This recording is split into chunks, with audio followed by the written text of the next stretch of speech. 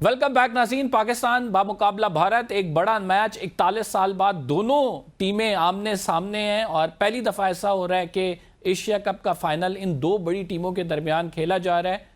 किसके नाम होगा ये मुकाबला, इस पर हम डिबेट कर रहे हैं। अता साहब, जका अशरफ साहब, नजम सेठी साहब, रमीज राजा साहब, अब मोहसिन नकवी साहब, चारों टेन्योर्स अगर आप इनको कंपेयर करें, मुख्तलिफ हमें सक्सेसेस भी मिलती हैं, हमें ये भी पता लगता है कि कहाँ कहाँ पे हमने गलतियां की, उन गलतियों से हमने वाकई सीखा या नहीं सीखा।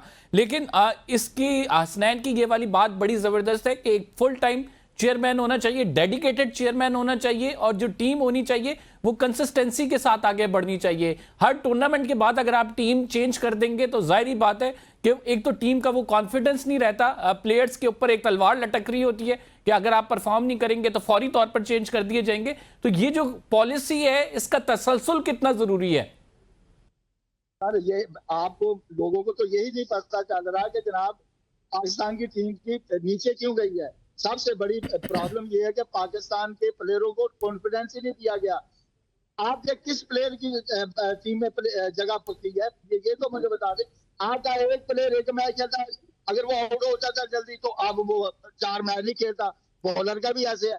आप देखिए ना जनाब, हसन नवाज जिसको आप वेरी टैलेंटेड प्लेयर कहते थे, क्या दो दफा फेल हो गया, पर ज्यादा रन नहीं कर सका, 15-20 तो करते, उतना तो आपका कप्तान भी करता है। तो आपने इसको कैसे डाल दिया? इसका मतलब उसको उन्होंने खत्म कर दिया ना एक किस्म का।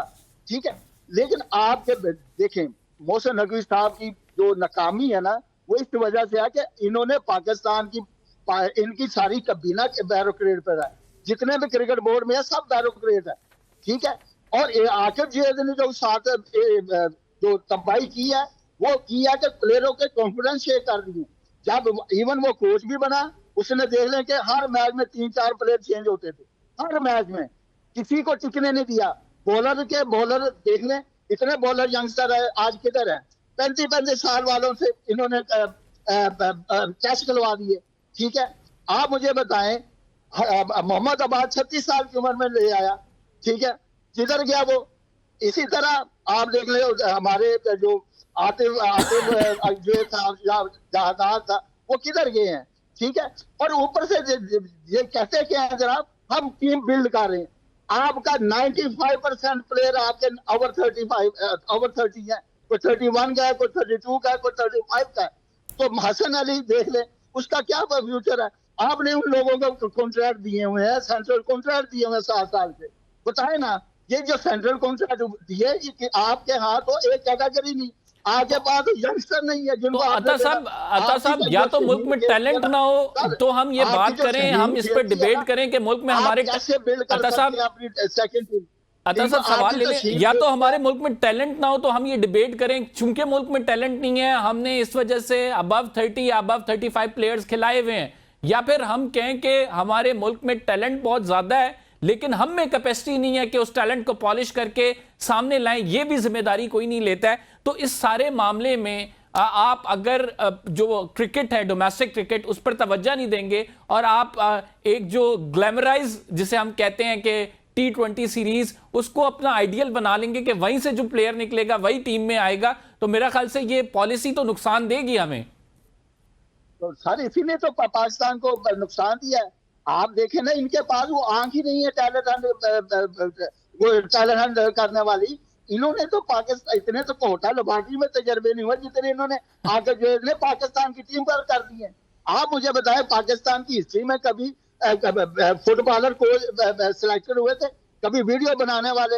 और जो भी बोलता है जनाब, जो भी बोलता है इन मोहसिन नकवी साहब के बारे में, उनको आप बैन कर देते हैं। आपकी तो टीम आमिर मीर अनाउंस करता है, मीडिया मैनेजर अनाउंस करता है, आपकी तो सिलेक्शन कमेटी अनाउंस नहीं करती मीडिया को बुला के, तो हमें इनका जवाब देने के पड़ेंगे। तो आप मुझे बता दें, आपकी कौन सी टीम उन्होंने मीडिया के सामने सिलेक्शन कमेटी ने आगे अनाउंस किया? क्योंकि ये डरते हैं, क्योंकि इन्होंने चोरी की है पाकिस्तान की क्रिकेट की, क्योंकि इन्होंने प्लेयरों के कॉन्फिडेंस शेयर किए हैं, इन्होंने किए हैं, मैंने नहीं किए। ठीक है, मोहसिन नकवी साहब को उनके एडवाइजरों ने मारा है, जिसमें वाबरे आजा, आकिब जैद है और उनकी टीम है। ठीक है, मैंने तो नहीं किया सब कुछ। देखे, आप मोहसिन नकवी साहब अच्छा काम करते तो आज सब उनकी तारीफ कर रहे हैं, उन्होंने किया ही कुछ नहीं है। आप देखें कि नीचे आपकी फर्स्ट क्लास नहीं होती। ये तो सर जो आप फर्स्ट क्लास कराते हैं ये स्वार्थी है। नीचे आपके जो कोचेज हैं वो पैसे लेकर प्लेयर सेलेक्ट करते हैं। तो आपका तो नीचे से आपकी तो बेस भी है, वो भी इस तरह की हुई पड़ी है खोखली। कोचेज जो है पैसे लेकर करते हैं। आपका कौन सा कोच है जो सिफारिश पे काम नहीं कर रहा? क्योंकि अगर वो बोलता है तो आप देखेंगे उनको नौकरी से निकाल दिया जाता है। असलैन बस ये सारे मसाइल तो हैं जो अता साहब पॉइंट आउट कर रहे हैं, लेकिन अगर मैचेस की बात की जाए और अपनी राइवल टीम की बात की जाए, 34 मैचेस जो हैं T20 उसमें सिर्फ 3 हारा है भारत। तो दैट मीन्स कि अगर उनकी परफॉर्मेंस देखें, उनका स्किल देखें, उनकी बैटिंग ऑर्डर देखें, उनकी फिर बॉलिंग लाइनअप देखें, तो हमारा एक बहुत बड़ी और बहुत अच्छी टीम से मुकाबला है। दो कि हम पाकिस्तानी टीम का कॉन्फिडेंस शेक नहीं कर रहे, लेकिन हम यहां पे रियलिटी आवाम को बता रहे हैं कि आप तभी जीतेंगे जब आप कैपेबल होंगे कि एक बड़ी टीम को मात दे सकें। और पाकिस्तान एक बड़ी टीम है। अनफॉर्चुनेटली इस टाइम पोर्ट्रे इस तरह किया जा रहा है, परफॉर्मेंस इस तरह की है कि हमें कोई बड़ी टीम काउंट करने को तैयार नहीं है। जी, आपने जो स्टैट्स गिनवाई ये बिल्कुल लास्ट अगर 37 मैचेस के स्टैट्स देखे जाए तो जिसमें से 3 मैच इंडिया ने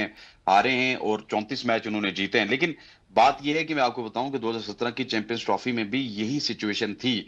उस वक्त भी पाकिस्तान की टीम को कोई काउंट नहीं कर रहा था। और याद रखें कि 2017 में हमने वेस्ट इंडीज के खिलाफ अपनी रेटिंग को दुरुस्त करने के लिए एक सीरीज की थी जहां से हम रैंकिंग में ऊपर आए थे। और उस रैंकिंग में ऊपर आने की बदौलत हमने चैंपियंस ट्रॉफी 2017 में क्वालिफाई किया था। और उस वक्त जब हम चैंपियंस ट्रॉफी जीती थी तो एकदम से हमारी क्रिकेट ऊपर आ गई थी। और मैं आपको बताऊं, मेरे चैनल में इंडिया के सबसे बड़े जर्नलिस्ट, में उनका नाम नहीं लेना चाहूंगा, आजकल वो बहुत बढ़ के मारते हैं, पाकिस्तान में बहुत पॉपुलर है बाय द वे।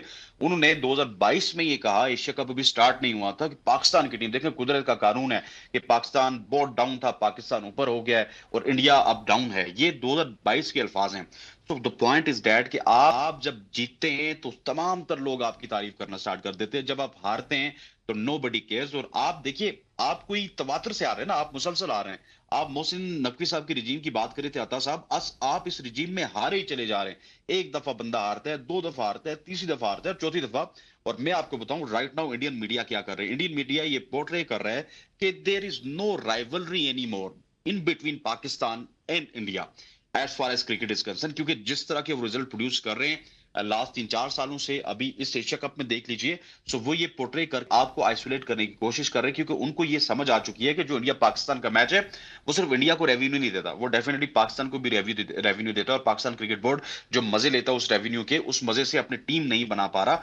सो ये इंडियन मीडिया को एक और मौका मिल जाएगा अगर आप आज का मैच आपने अपने हाथ से गवा दिया।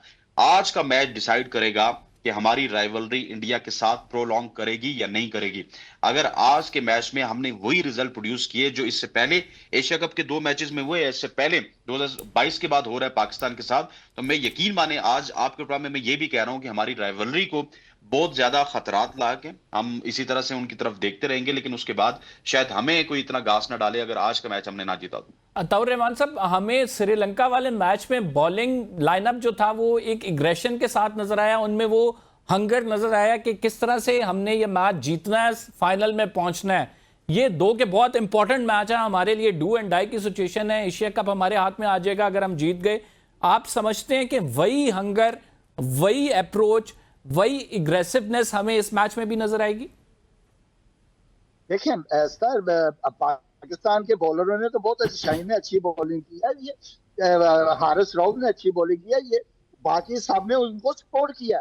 आप मैच, अगर आप मैच को ग्रिप करना चाहते हैं तो आपको अर्ली आउट करने पड़ते हैं। तो आई थिंक कि पाकिस्तान के जो बॉलर हैं वो तो आउट क्लास है। तो आई थिंक कि इसी एंथुसियाज्म के साथ जाना चाहिए। लेकिन मैं फिर भी कहता हूं कि पाकिस्तान की जो बैटिंग है ना वो मैच जितवाएगी। रन करेंगे तो मैच ये जीतेंगे, रन नहीं करेंगे पाकिस्तान की बॉलिंग फिर कुछ नहीं कर सकती। एक दफा होता है, 2 दफा हो जाता है, लेकिन बार बार नहीं होता। हसनैन, अच्छा टोटल करना पड़ेगा। हसनैन, ओपनर्स की परफॉर्मेंस के हवाले से क्या कहेंगे? पिछले मैच में ये अक्सर डिस्कशन होती रही कि हमने 5 ओपनर से खेल रहे हैं और अगर ये भी हम नहीं चले तो फिर हम कहां से फिर टीम में प्लेयर्स लेके आए। तो आप क्या समझते हैं कि कैसी परफॉर्मेंस एक्सपेक्टेड है? देखिए, एक थोड़ा सा विद ऑल ड्यू रिस्पेक्ट एक डिफरेंट पॉइंट ऑफ व्यू देना चाहूंगा। मैं तो इख्तिलाफ भी नहीं कर सकता एक साबिक टेस्ट क्रिकेटर के साथ। जो हमारी बॉलिंग है ना, अगर हमने सिर्फ अगर बॉलिंग के सारे मैच जीतने हैं तो 171 रन जहां पे हमने बनाए थे, हमें शायद हमारी बॉलिंग वहां पे जितवा सकती थी। 127 रन पे तो हम बॉलिंग से एक्सपेक्ट नहीं कर सकते थे, लेकिन 171 रन पे वहां पे थोक के हिसाब से हर बॉलर को रन पड़े हैं, चाहे वो शाहीन शाह अफरीदी हों या फिर साइम अयूब हों। Haris Rauf was bit good, but otherwise तमाम तर बॉलर्स को, ये जो रेलू कट्टे थे, इनको रन पड़ा है। हमें बॉलिंग में भी स्टेप अप करने की जरूरत है। और जो आपने ओपनर्स का सवाल किया, अब उसकी तरफ आ जाता हूं। देखिए, ओपनिंग आपने चेंज की, उसका रिजल्ट आपको आया है। साइम अयूब के साथ आपके रन्स नहीं आ रहे थे, तो साहिबजादा फरहान और फखर जमान ने आपको रन्स करके दिए। लेकिन द पॉइंट इज कि जब ऊपर से 30-40 रन क्विक आ जाते हैं, तो नीचे से साइम अयूब को आके रन्स करने हैं। साइम अयूब के लिए ये मैच मैं आपको बता रहा हूँ, उनके कैरियर में या तो वो इसके बाद टीम से एक लंबे अरसे के लिए ड्रॉप होंगे, या फिर ये वाला मैच उनको वापस हीरो बनाएगा। अगर साइम अयूब इस मैच में भी जीरो पे आउट हो गए, तो साइम अयूब के कैरियर को बहुत ज्यादा खदशात लाके हैं, क्योंकि उनकी बड़ी बैड परफॉर्मेंसेज हैं।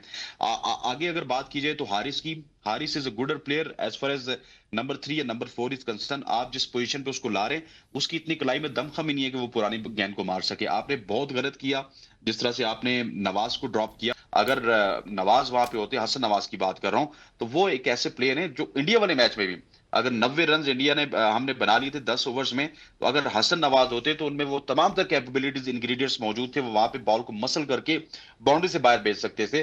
तो जहां तक आपने सवाल किया कि 5 ओपनर्स, तो 5 ओपनर्स के साथ तो आपने देख लिया कि अब टीम नहीं चल रही।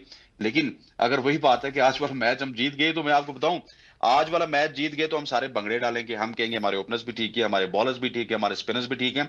और ये सिर्फ यहाँ पे नहीं होगा, ये सरहद के उस पार भी होगा।